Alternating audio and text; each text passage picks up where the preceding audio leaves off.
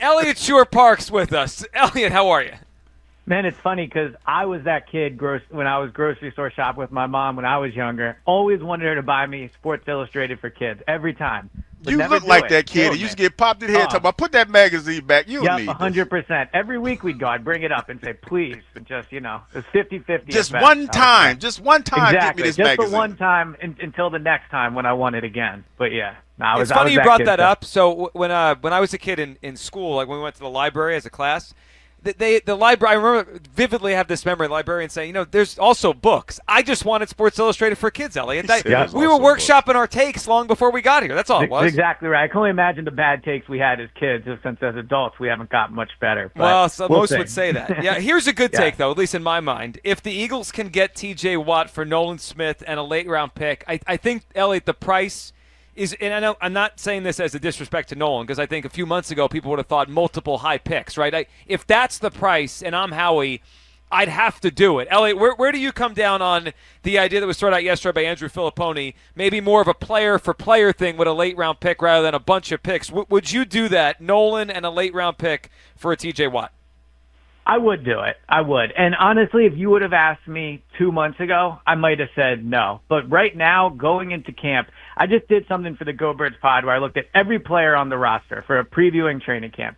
And when I got to the defensive end position, I went into it thinking, man, I'm excited about Nolan Smith. I'm excited about Jalix Hunt. And then you look at the actual production that the two have and the actual production that all their defensive ends have. And I would guess that of all the true contending teams, like the teams we actually think could win the Super Bowl, they have got to have the least experienced edges on the team. So I think Nolan Smith, it's actually a compliment to Nolan Smith to say that you could trade him for T.J. Watt. That does speak to the upside that he has. But this is not really a team that has to hold on to young players. They're young all over the field. At almost every position, they're young. In fact, I think the only one you could argue they're old at is maybe tackle because of Lane. But outside of that, they are not short on young upside guys. So it would hurt to trade Nolan Smith. I do think he has upside. But this team could win a Super Bowl right now, and T.J. Watt is a way better edge right now than Nolan Smith is. Well, I agree with that. So certainly, especially the last part. Elliot, I want to hit on something that I brought up earlier because when people push back on the idea, there's a sense of, hey, T.J. Watt's going to be really expensive, which obviously he will, right, when he signs his next contract, and I'd imagine the team that trades for him will give him an extension. And the Eagles clearly are planning for the future with Jalen Carter's contract and a lot of other guys here that are going to get expensive. But, Elliot, Nolan Smith was a first-round pick in the same draft class as Jalen Carter, so he's also extension eligible after the season. And I'm not trying to say he's going to get the same money as Watt. Obviously, he hasn't accomplished that much yet. But if he has a good year, Elliot, a year from now, I think he's going to get in the $20 million range on his extension. So while he's much cheaper, that gap between their salaries isn't going to be, $35 million difference for very long. I imagine Nolan's going to get paid after the season if he plays well. Yeah, 100%. And, if Nolan had, let's say, 10.5 sacks this year, is it crazy to think he could be a top 10 edge in pay next year? I don't think so. With his draft pedigree, his age, his upside, and obviously if he has that year, the Eagles will be, excited about paying him because that's someone you can hold on to for a long time. But we're all just assuming Nolan Smith is going to be great next year. There is just as good of a chance that in his second year as a full-time starter with a full year of tape on him, or half a year, I guess I should say, the league does adjust to him. Now, if Nolan doesn't have a great year, does that mean he can't be a great player? Of course not. We saw Jalen Hurts after 2022 take a step back in 2023 and then rebound in 2024. So I'm excited about Nolan and Jalix, but we all need to take a step back in terms of what they actually are versus what we think they could be. Yeah, I think that's really – and I think part of it is they won with these guys. So a lot of people are like, well, they could do it again. And maybe they can. But, each individual's got to be viewed in its own prism. Elliot – But I would just say quickly, they won with them on the field for sure, and they played great in the Super Bowl. This Eagles defense, for the first time in my time covering the team, was built from the secondary in. The back seven made the front four better than I think the front four made the back seven. So – yes, Nolan Smith played well in the playoffs, for sure. Jalix Hunt played well in the Super Bowl. But, the majority of last year, we were all concerned about the defensive line and the edge position. The back seven were the ones that held the defense together. And the back seven have questions now. So they might need a better year out of this line than they got last year. So, Eliot, another part of this that I was thinking about, and I'm curious how much you think the Eagles would factor this in. Let's say the whole hypothetical we're talking about becomes real. Like the Steelers call and they say, would you do this? And Howie says, let me get back to you. Eliot, do you think the Eagles would consider, if not here, where are they going to ship him? And, like, how much that matters to the equation? Because I saw a thing the other day of the most likely Watt destinations, and they were all NFC teams, and they were mostly contenders. Maybe one or two were not quite contenders, but mostly they were, like the Commanders or the Lions. Do you think that would impact if the Eagles would say, yes, if they don't accept the deal, we're going to ship him to an NFC team that you have to face? I don't think so, and I don't think it would be crazy to factor that into your decision. If you look at, maybe the two teams that are their biggest competition, let's say Washington and Detroit. I'm sure those are two teams rumored to get him because they both need help at edge, and they're both contenders. Obviously, you don't want to see him go there, but the Eagles do have a great offensive line. They have great tackles. I don't think they would be afraid of that. So I don't think it should factor in. Like, I don't think that's how good franchises make a decision. And the other thing is, I don't think they're going to trade for T.J. Watt. Howie Roseman does not pay top dollar for edge rushers. If you look at the money he's paid to edge rushers, it has been Bryce Huff, who got good money for sure, but he was not top 5 in the league at his position. Josh Sweat never got huge money. Hassan Reddick never got huge money. They just don't really prioritize. As much as they prioritize the position in the draft, they don't pay top dollar to edges. So if T.J. Watt was willing to come here and, let's say, just play out the year, up his value, he'll be on a better team, I could picture them working with his contract there. But if part of the equation of acquiring him is paying him, I don't think they'll do it. I would, but I don't think they will do it. You got anything to say over there? No, about sound like, see, I'm over here.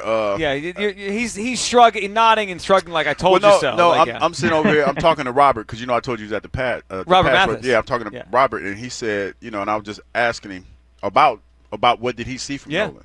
And he said, man, he's a twitchy cat, very, very explosive. He said he wished he could work with him more.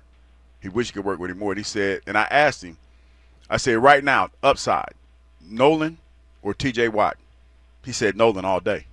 And he's worked, he's been coaching for years, and he's been working with these guys. So he said Nolan has the better upside. So, Eliot, I think off of that, what's interesting is what matters? Is it the upside that matters, or is it the next 2 or 3 years? I mean, I could see why you look at it either way. So, hey, look, we have a great chance to win for the next 5 years, or, hey, we have the best roster right now. Let's try to win 2 more Super Bowls in the next 3 years.